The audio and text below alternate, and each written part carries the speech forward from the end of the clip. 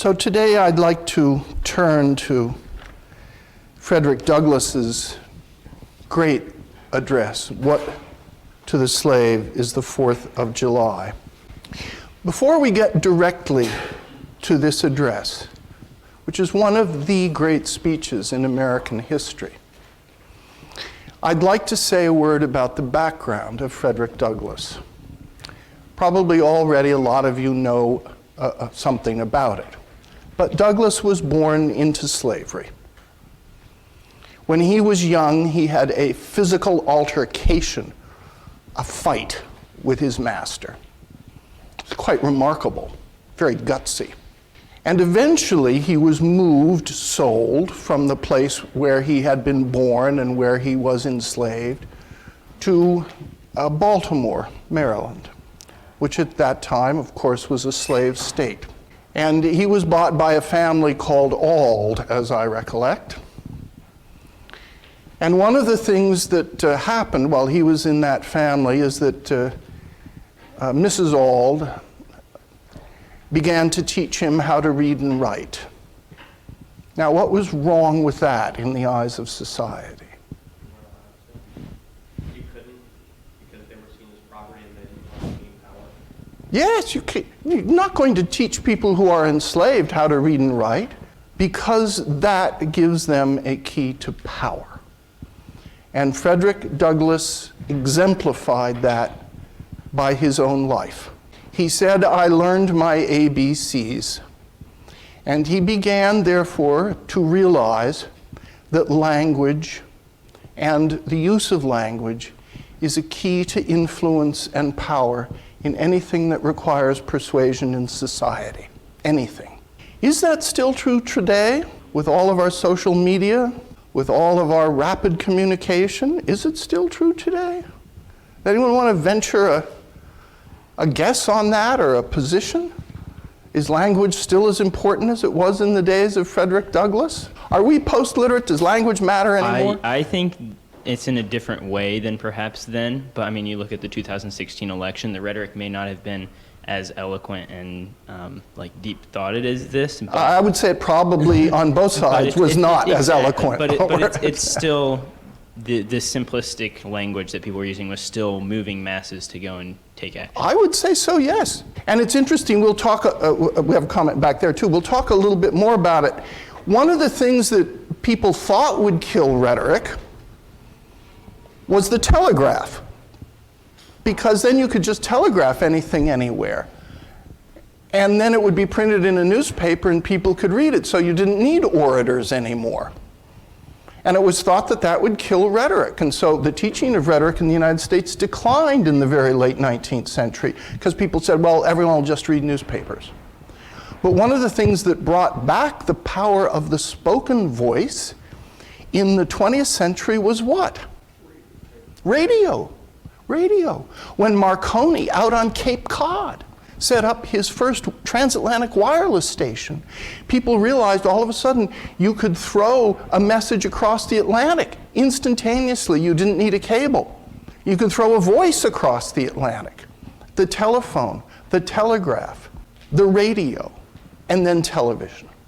They are all vehicles not only in a sense for the written word, but for the spoken word. And so in a way, rhetoric has had a rebirth in the electronic era, rather than being consigned to a kind of slow death due to the fact that everything can be printed. I would say that the value of a message hasn't changed, because I think the value of a message now and then has remained the same, but the way it's conveyed has been changed due to social media, giving people a message so quick and so direct that it's changed our dialect to be just quick and direct and less sophisticated. Yes, I would say there's a lot to that. Twitter, 140 characters. There's a super Twitter too, isn't there? Can't you do 280? They were experimenting with this. Gosh, 280 characters.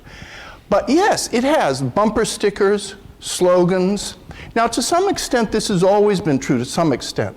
You think of the old campaign slogan in 19th century America, Tippecanoe and Tyler too. That was a campaign slogan. It's not much different than the one in the middle of the 20th century, I like Ike, meaning I like Eisenhower. But The medium does, as Marshall McLuhan was one of the first to remind us, the medium does change the message.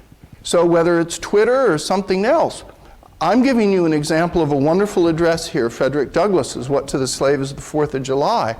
I would wager that there would be very few newspapers in the United States today that would print this in its entirety. The New York Times used to print whole speeches regularly, and now they only very rarely do it. But where might you find it? YouTube. Yeah, you can find it on YouTube, or you can find it online. You can find it online as an actual visual presence, or you could find a written copy of it online. So it is still being disseminated.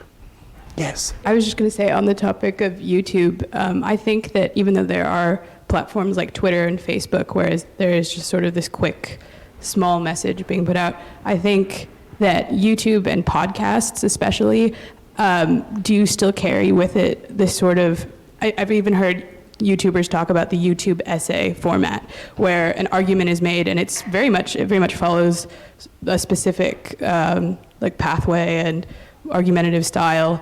And I think that, as I've talked to a lot of my friends, that is still very much something that a lot of people rely on and use as a way to think about. They do indeed.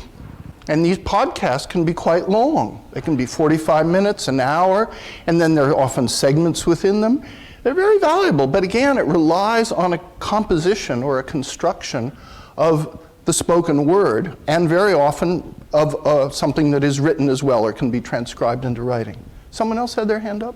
I would also argue that since there's so much nowadays that someone can read, that language that actually does well to appeal to emotion is probably more powerful than it used to be. Very interesting point. We talk about how much noise there is, meaning how much stuff there is to get through, or TMI, too much information. So what cuts through it? Well, what cuts through it could be something with a greater emotional appeal. It could also be something that carries a certain shock value. So there are a number of people on radio who would pride themselves as shock jocks or shock radio or shock talk radio, and they usually obtain a certain audience. Sometimes they go too far and there is a kind of revolt against what they're doing. Some people turn against them.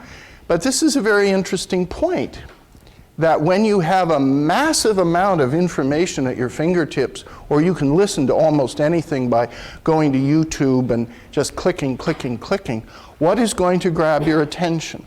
Is it going to be something flashy and superficial? Something that is purely emotional? Maybe.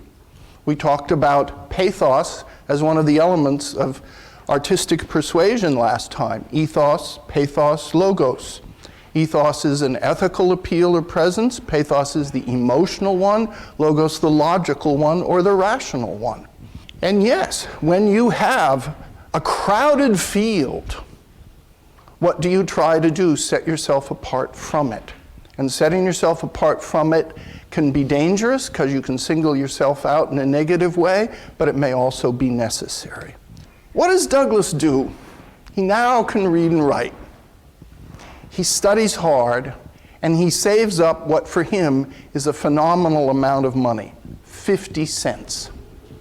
50 cents. Now, you just, according to inflation, you'd have to turn that into, I don't know, maybe $20 today. Fair amount of money. And don't forget, he's enslaved, so the idea that he has any money at all to spend is quite remarkable. And what does he do? He goes to a bookshop and he buys a little book called The Columbian Orator. Now, Columbia here is a stand-in for the United States, in essence. Hail Columbia, gem of the ocean. And he buys this book, which is produced by a man named Caleb Bingham. And the Columbian Orator is a little anthology of a lot of speeches. And these speeches, Caleb Bingham designed to be ones in favor of what he regarded as the cause of liberty. The book was first published about 1797, 1798. And it contains a lot of speeches from Great Britain.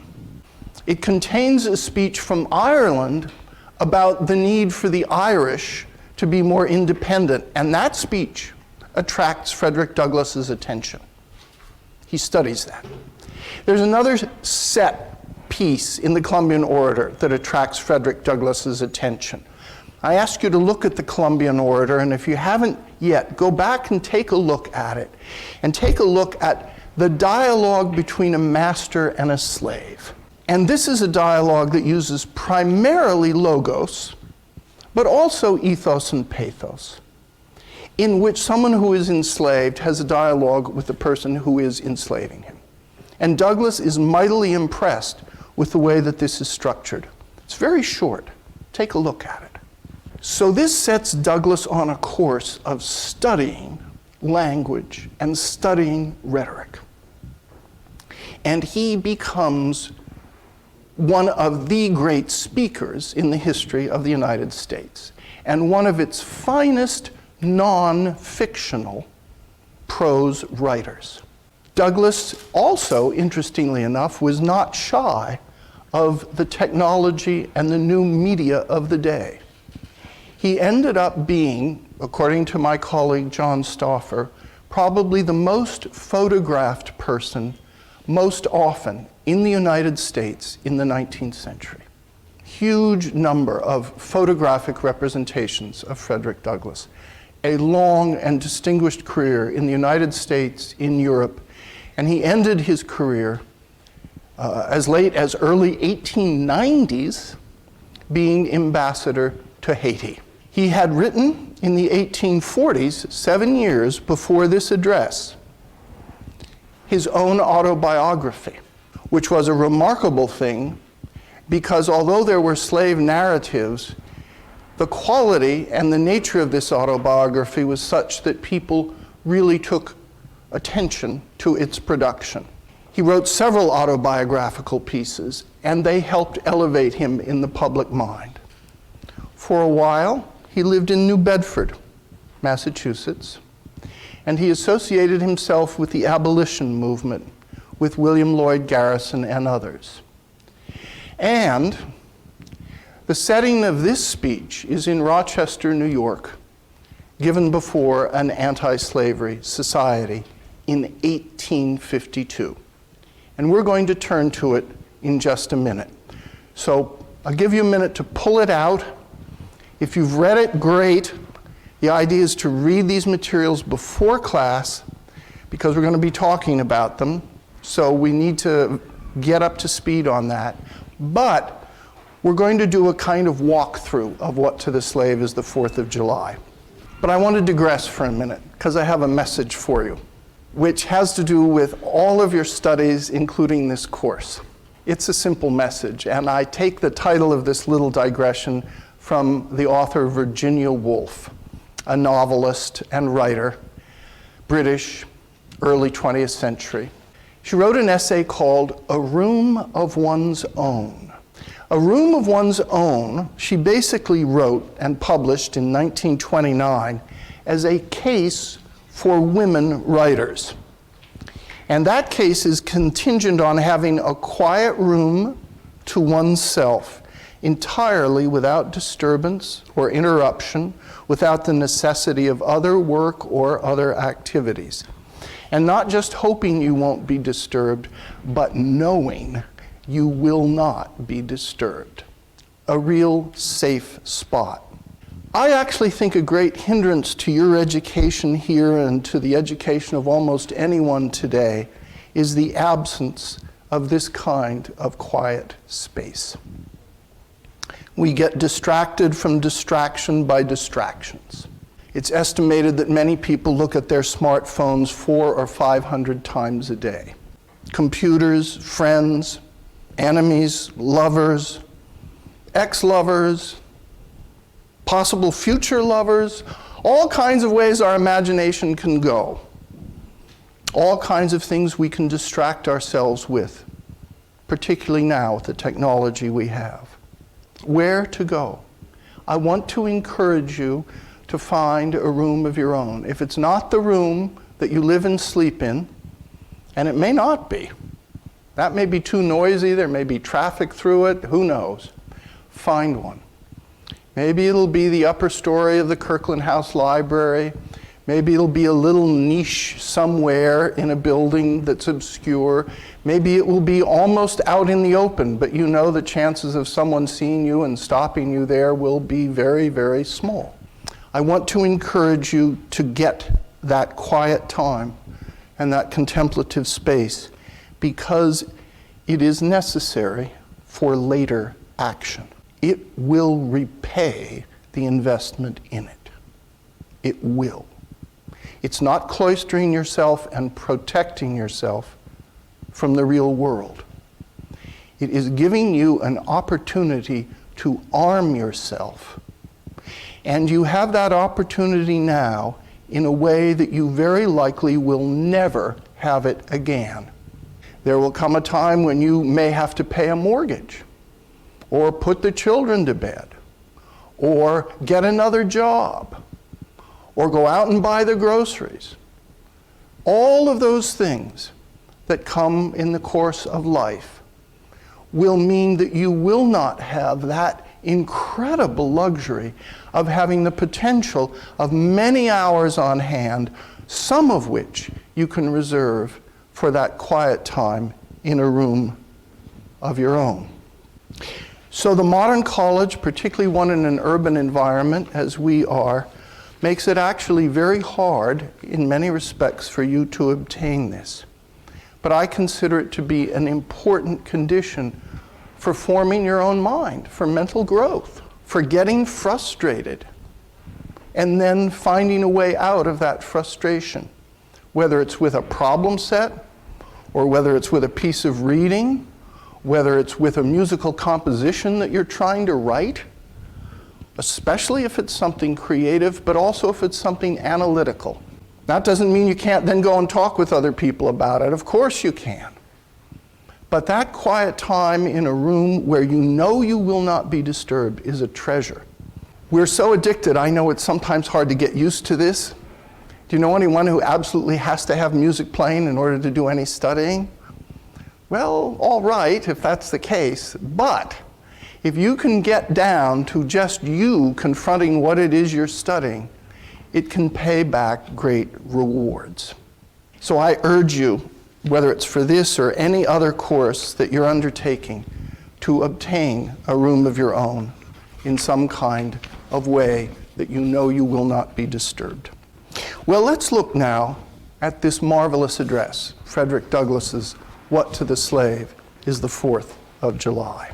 I'm going to try to do a walkthrough of this. We have about 45 minutes. If I'm going too fast, slow me down. If I'm skipping something that you found interesting in the address or you have a question, let's stop and let's discuss that.